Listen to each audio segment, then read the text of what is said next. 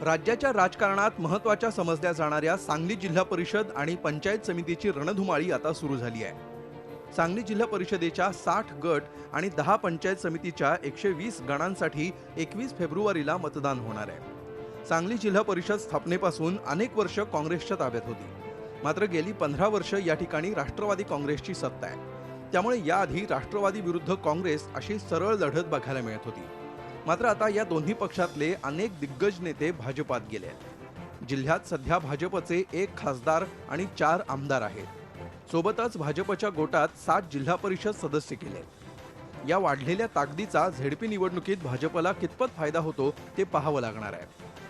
राष्ट्रवादीचे बरेचसे नेते आणि बरेचसे कार्यकर्ते भाजपवासी झालेले, त्यामुळे यंदा पहिल्यांदाच या आयाराम नेत्यांवर, आयाराम कार्यकर्त्यांवर जिल्हा परिषदेत भाजपचं कमळ पहिल्यांदाच फुललेलं आपल्याला दिसेल। ही सगळ्यात महत्त्वाची भाजपची बाजू आहे।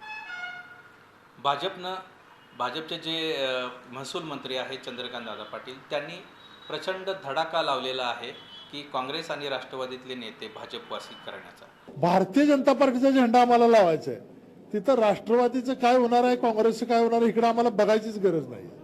आमचं काम आहे भारतीय जनता पार्टी वाढवणं, त्या पद्धतीने आम्ही यशस्वीरित्या काम करायला लागलो। स्थानिक पातळीवर सोयीनुसार सर्वच पक्ष आघाड्या करताना दिसत आहेत, तसंच इतर पक्षातून आलेल्या नेत्यांना उमेदवारी देण्याची तयारी दिसून येते। समविचारी पक्ष, समविचारी व्यक्ती, समविचारी गट यांच्याशी चर्चा करून जे कोण आमच्याबरोबर येतील त्यांना घेऊन जिल्हा परिषदेच्या निवडणुकीमध्ये आम्ही उतरणार आहोत। जर काही समझोता झालाच नाही तर आमची तयारी चालूच आहे। स्वबळावर आढावा त्याच्या जिल्ह्यात निर्णय असं काही अनेक पक्षांनी वर्तमानपत्रात काढले आहे। अधिकरित्या आम्हाला लिखित पत्र कोणाचं आलेलं नाही। आता सगळ्या लोकांनी तयारी केल्यानंतर पुरा ठाम कर म्हणण्यापेक्षा त्याच्यामुळे मोठी नाराजी होईल म्हणून आम्ही तरुणीची भाषा आता बंद केली आहे। इतर पक्षांना उमेदवार मिळत नसतील तर तो त्याचा विषय आहे, पण शिवसेनेला मात्र 60 जिल्हा परिषद गटांसाठी आणि 120 पंचायत समिती गणांसाठी उमेदवार आता उपलब्ध आहेत आणि पूर्णपणे ज्यांनी पक्षासाठी सातत्याने निष्ठेनं काम केलं त्यांना निश्चितपणे या जिल्हा परिषद आणि पंचायत समितीत संधी दिली जाईल। यावेळी शिराळा तालुक्यात जिल्हा परिषद आणि पंचायत समिती निवडणुकीत काँग्रेस राष्ट्रवादीची आघाडी झाली आहे। वाळव्यात राष्ट्रवादी विरोधात भाजप, स्वाभिमानी शेतकरी संघटना आणि RPI एकत्र येऊन विकास आघाडीमार्फत निवडणूक लढवण्याची शक्यता आहे, तर काँग्रेस आणि शिवसेना स्वबळावर निवडणूक लढवत आहेत। काँग्रेसचे नेते वाळव्यामध्ये स्वाभिमानी शेतकरी संघटना काँग्रेसबरोबर असल्याचा दावा करतायत।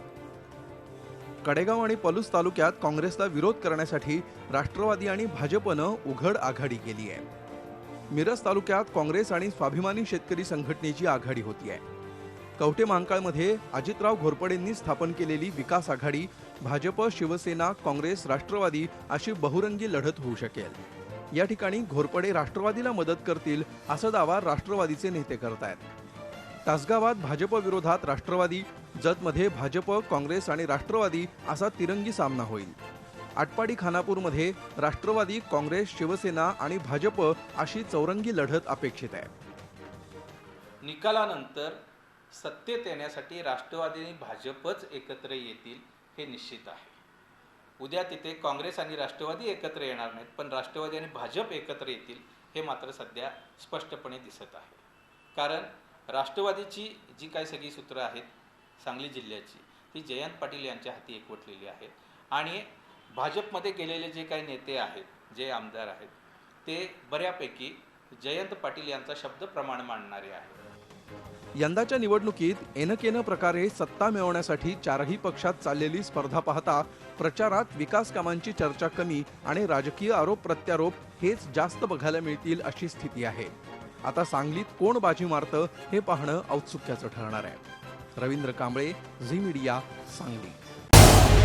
झी 24 तास रहा एक पाऊल पुढे।